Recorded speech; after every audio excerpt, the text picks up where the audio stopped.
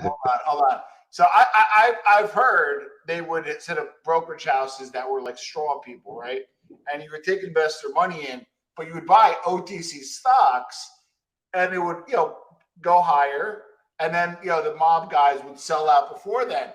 But you never had to sell because you own that company and you had that money. Well, I did get into buying. It was. Yeah, we were robbing. That's all it was. They didn't get no value out of it. Basically, your revenue was all the suckers' investments. That's all it was. Yes, exactly. It all went into the pockets. It was I was taking out from $5 to $20 a day out of the bank. What kind of money were you making a month back then? Before I got pinched, when I was doing the Wall Street thing, I was barely there, maybe, I don't know, 8 months or something like that. And I probably did a little over $1 million. But at the same time, we didn't just do it like that. We also had other companies, and we started doing it with like dead people's names and shit like that. We were using dead people's names to do some of this stuff. It's fucked up. All right. So what about the mob? What was the mob portion? You were on record with somebody. I'm assuming you had a kick up. Where does a mob kind of come in on this? Yeah. This well, I was actually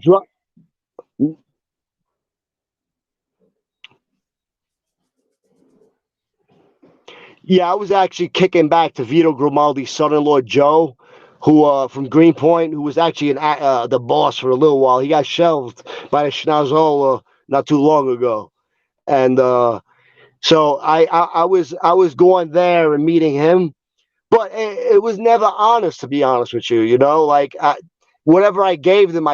There was no way for them to really know what the fuck I was making. They weren't really pressing me on it, but let's say $5,000 a week or something like that, I would kick back to them. But that's about it.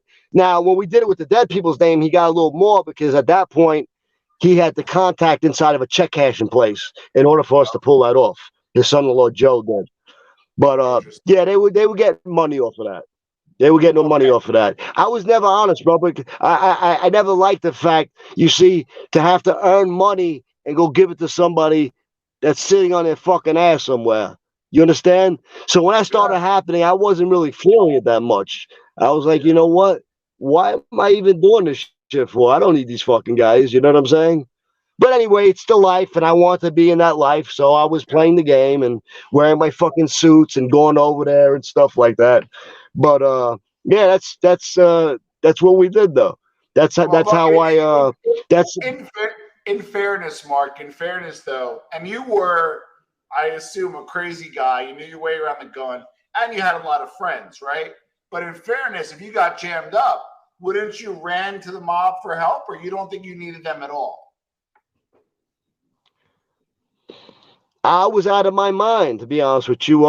Some did happen once on Wall Street where somebody started dropping names, and we had like a name dropping show, and there wound up being a sit down over it.